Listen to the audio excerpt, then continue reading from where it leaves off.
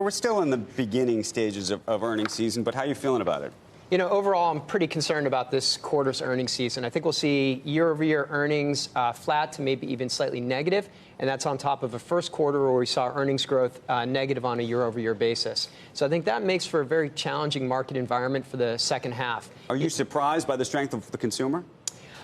No, I mean, all the data that we've seen on the consumer suggests that they are pretty confident. You know, obviously, a very strong jobs market is going to help the consumer tremendously. So not necessarily surprised by the consumer, but overall, you've got really tough comps when it comes to earnings because you had plus 20% EPS growth last year, and you have a strong dollar in the second quarter. The dollar is relatively strong. That's a pretty big headwind. So all in all, where you see some global weakness, you see some economic slowdown, you see some other factors that are suggesting that we're in a late cycle pause. And you've got a market now that's basically priced for perfection. It's not even thinking about earnings. All the market's thinking about liquidity. You're still in, if you were advising Jay Powell right now, you still think things are screwed up enough? I mean, I know what President Trump wants, but you would lower interest rates. No, I would not. I don't think the Fed should be cutting here. I don't think we have a growth problem. We have a bit of a slowdown, but do we need an insurance cut when the market's up 20% year to date and we've seen credit spreads narrow? I don't think that's the time but if he does, and the expectation is that he will, yeah, right?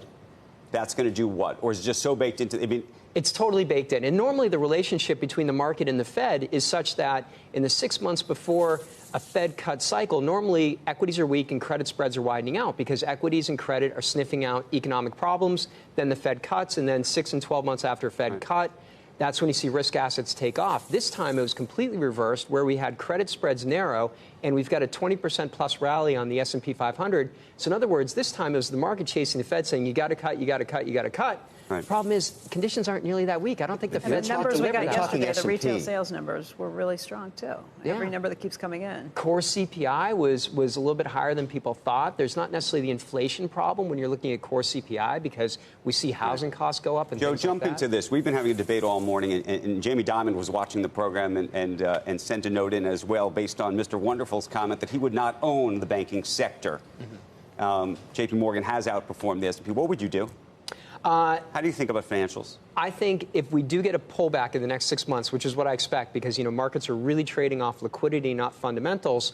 So I do think we see volatility. I think we see a pullback. In that pullback, I would buy financials I would buy cyclicals. Because the important thing here to remember is we're not near the end of the economic cycle. This is not the beginning of the end for this expansion. We're not? No, I think we can go play years. Baseball. What inning? I mean, now we're like already in the 12th inning. It's the 12th inning, but I look at this as like the same as my third graders baseball, which is really long innings when you're pitching 36 consecutive balls, because that's what 9-year-olds do out there on the mound. So in other words, these last couple innings could go a long time, because if you think about what drives a recession in the United States, there's really only two things that do it. Number one, excess of some kind, whether it be business overinvestment, or number two, it's like wealth destruction. When households see the value of their homes drop or their savings, wiped out because of a big bear market, right. Those are the things that cause recessions. We're not anywhere near there. Not everyone thought we were in the 9th inning 10,000 Dow points ago. I know, but that's what I'm saying. Well, it's like not everyone thought that. You're looking at me. Well, yeah, I am. And therefore, when you say we're in the 14th inning, it's all, just based on remember, the S&P 500 is not the domestic economy. It's only 50% of the domestic economy because the rest is international.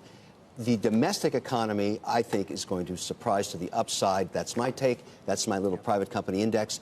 The S&P, 50% comes from international. So these issues you have are on a global basis, not domestic. Idle's just drumming up, a private equity business for his new taskmaster and alternative investments. He can't be long like he used to. He used to be bullish all the time. Now it's all liquidity and no fundamentals.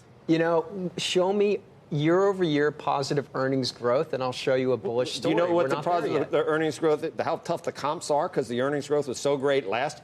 We've got some chartered financial analysts here. Are you a chartered financial analyst? No, you are not. So let's get somebody from over here who might know something up here.